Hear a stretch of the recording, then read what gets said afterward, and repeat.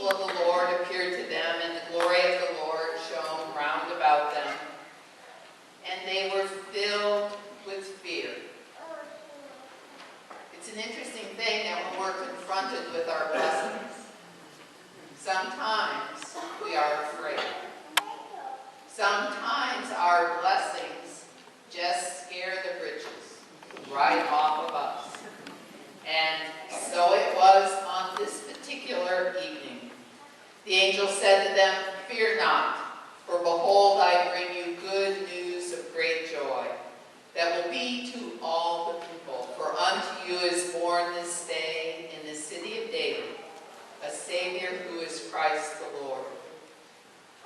Unto you is born this day in the city of Cincinnati, in the city of Dayton, in the city of Toledo, in the city of Boston, New York." Every birth, each individual, the potential to make a difference. This will be a sign. You will find the babe wrapped in swaddling clothes and lying in a manger. You see, the greatest people, the greatest leaders don't always begin in the highest places. They sometimes come to us in the dark of the evening. So this evening, we're going to take an imaginary journey to a small town not unlike the city of Cincinnati. A small town that has a few people in it that are magnificently wonderful. A lot of people who are just kind of getting through the day, and a few people who perchance are a little misguided. So in your imagination, please come with me to Bedford Falls. You see, it's Christmas time in Bedford Falls. The snow is lightly falling and the scene opens with pictures of different townspeople who are all praying. And who are they praying for? Somebody they care about, a guy named George Bailey. And the prayers were something like this: "Father, I owe everything to George Bailey. Please help him, God, he's a good man.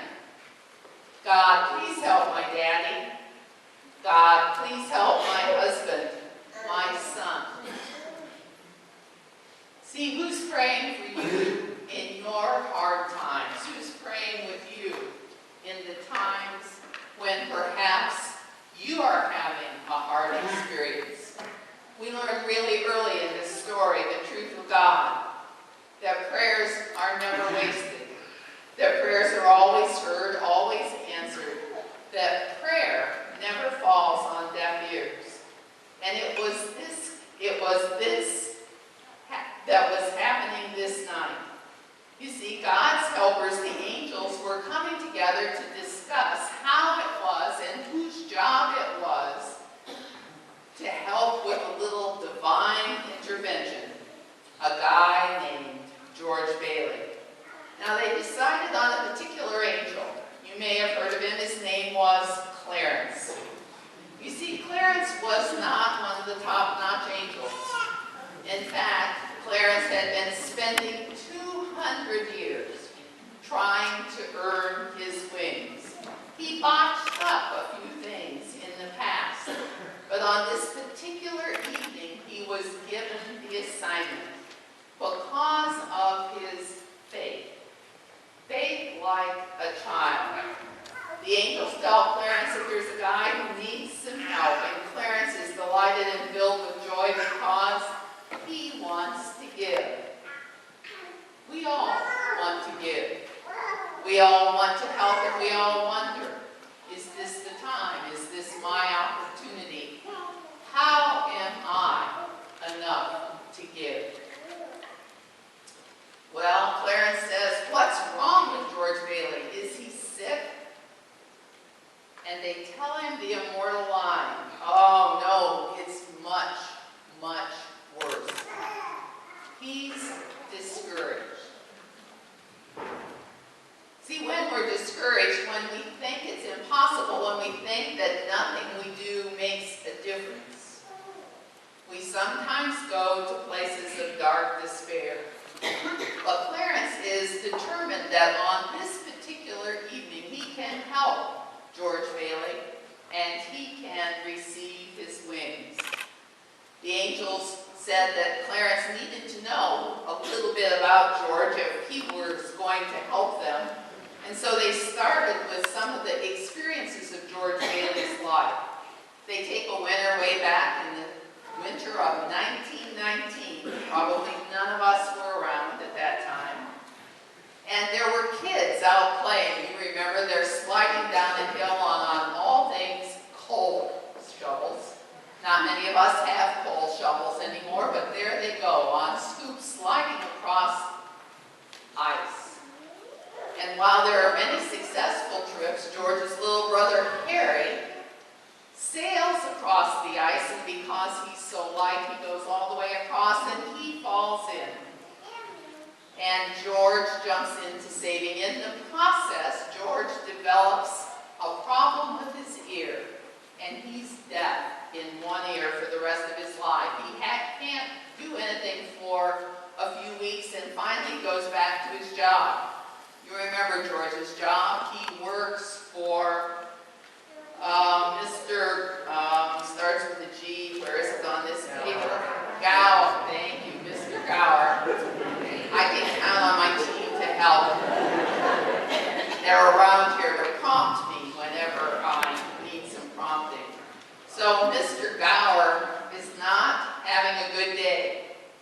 You remember Mr. Gower has just read a telegram that says his son has died of influenza. And because he's having a hard day, what is he doing? He's drinking.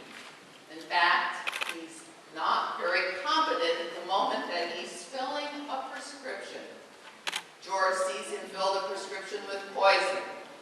And Mr. Gower, cranky as he was, angry because of the alcohol, says, "Get out of here. Deliver that." George leaves, but doesn't deliver the medicine. In fact, when he comes back, he says, "I didn't deliver it because," and what happens? Mr. Gower starts to hit him on what? George's bad ear. So, we see that as George is pointing out to Mr. Gower that he had made a mistake, Mr. Gower recognizes that he makes a mistake. He does what we all have an opportunity to do when we make a mistake. He says, "I'm sorry."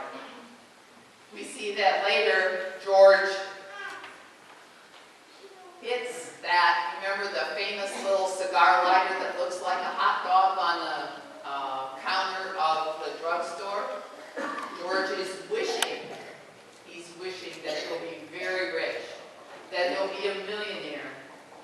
That's not George's fate in life. His wish to become rich doesn't happen because George chooses differently. He chooses not to go after material gain. We also learned that this is a very important, what's very important to us as spiritual students, that a wish is just a passing transit, while a prayer is a burning desire that becomes manifest because of our intentions. Mr. Gower is drinking heavily, and yet when he discovers his error, he apologizes.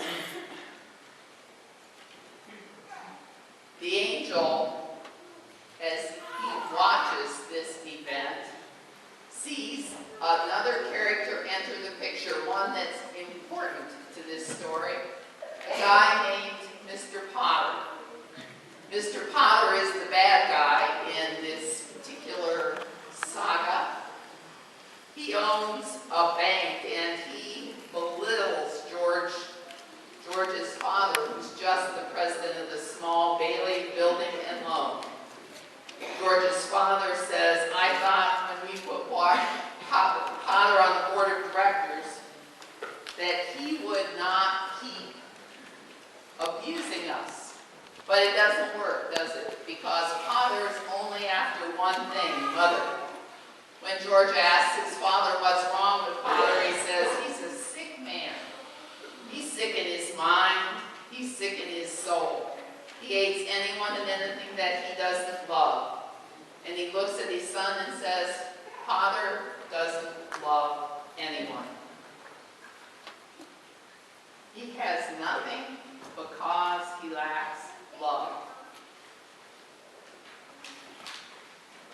Sorry, too many pieces of paper.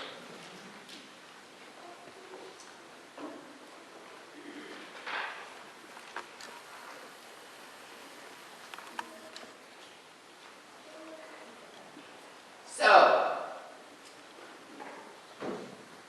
as we look at George's story, as we look at Mr. Potter, and we look at the contrast between George Bailey and Mr. Potter, we look at the contrast that exists in our life when we're choosing between material gain and our own spiritual substance. Years follow as George wants to go away and experience the finer things in life. George's burning passion is always to get out of Bedford Falls, to get away from his experience there. It never seems to happen for him because as he's prepared to leave for a trip to Europe, George's father has a stroke and dies. Who steps in to save the building and loan? George had his tickets. He could have left. But he said, nope, and he goes back and does it. When fall comes and it's time for college, George's dream to go to college to become an architect, he gives up his money and gives it to his brother Perry, and he stays once again to save the building and loan. George then finally meets and marries a wonderful girl named Mary that he ignored most of his life. And when he marries Mary, they're prepared to go to Europe. They're prepared to have an experience out of Bedford Falls. And yet, that experience doesn't materialize. The experience doesn't materialize because there's a run on the bank. What does George do? He just got married. He's excited. He has $2,000, a veritable fortune in that day. Prepared to go to Europe. Prepared to go to New York. To travel with his new bride. Instead, he goes back. He goes back to the savings and loan, stems a run on the bank by paying off and soothing people because their fear isn't real.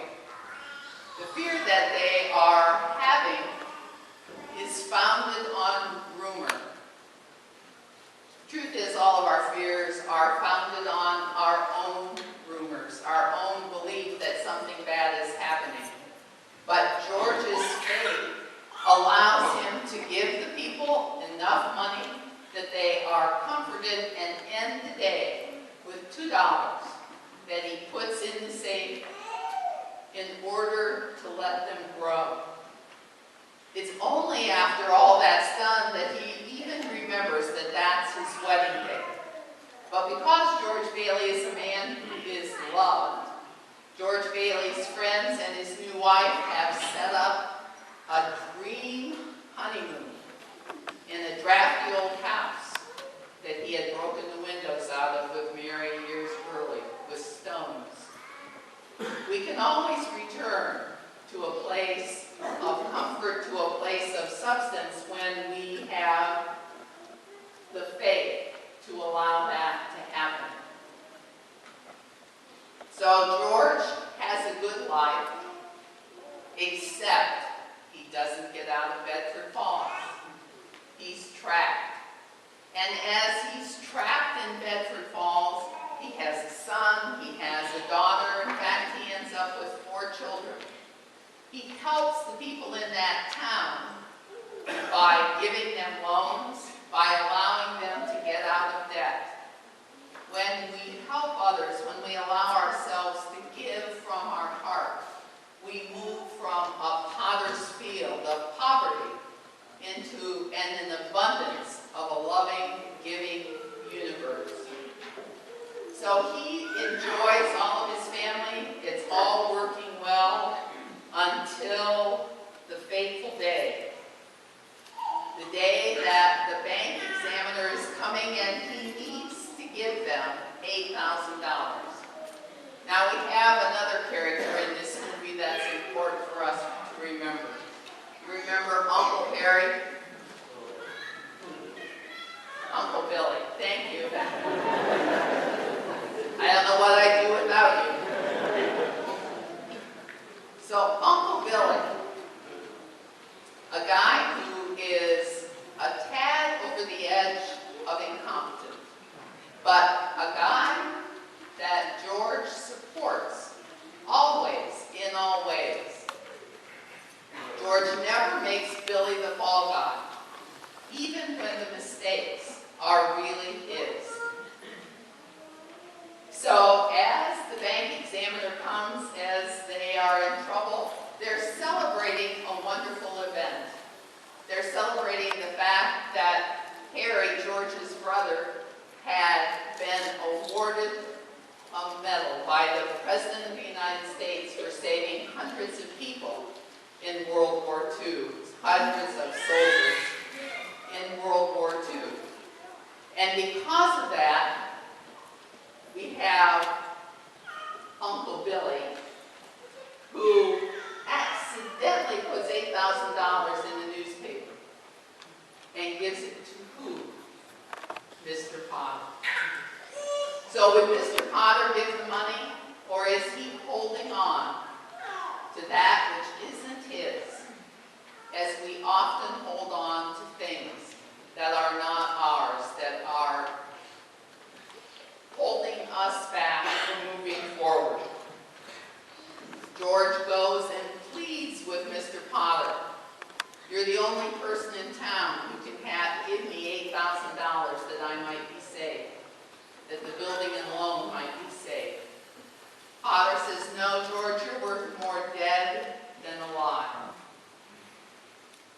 Hence comes the fateful event on the bridge where George is ready to end his life. It's Christmas Eve, just like tonight. George is discouraged, just as there are people who are discouraged tonight. And in George's discouragement, he prays. George's prayers are joined by the prayers of everyone that care about him, because George is distraught, and in this small town, everyone knows what's wrong with George. And so George stands on that bridge ready to jump in, but Clarence knows something about George. Clarence knows that George is always willing to help. And George's willingness to help is what saves him in the long run. Because as he stands prepared to jump on the bridge, jump off the bridge, Clarence jumps in first. And George jumps in to save him.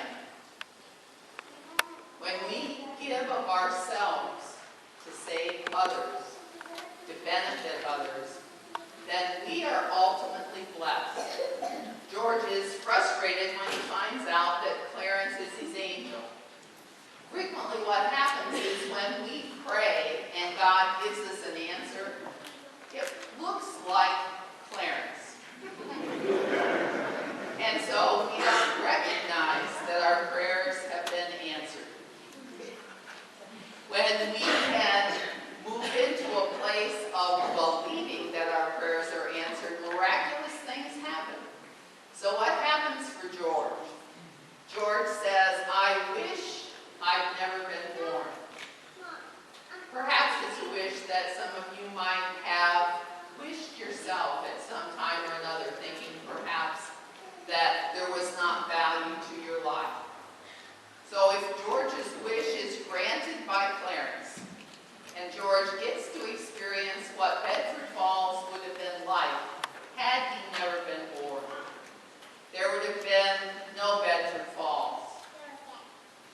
there would have been no development of houses that he had with his father helped create where people found good homes. Instead of having Martini's be a place where an Italian immigrant was able to create a bar and have his own form of livelihood, we had people who were lost, marriages that didn't survive, all because George Bailey made a difference. The question is, can you recognize the difference that you make in your life? You recognize your answer. You recognize the gift that you are in your world. And in recognizing the gift that you are in your world, can you see the differences that you make? Instead of having a dark, dejected town filled with bars, saloons, pawn shops, and I can't say that word in church. So instead of that town, you have a wonderful, prosperous world that George created with his love and with his energy. When God is a part of your solution, when you can accept the answer to your prayers, then you can allow yourself to receive the good that you are, that you make a difference. Every thought of goodness makes a place, a form, and sets up a habit of mind that is permanent, and that in your own time of need ministers to you. You're glad to accept the ministry, for you have done good. You have done good because the Spirit of God working through you is continuous. Thus you reap the benefits of all the good that you have ever done or thought. Your thoughts give back results of the same nature as themselves, and in the silence you have earnestly held to the pure and the good, and you have built within yourself a place in your environment and in your home. Each part of the story represents a part of Christmas where we are blessed. I invite you to breathe and move with us into the stillness.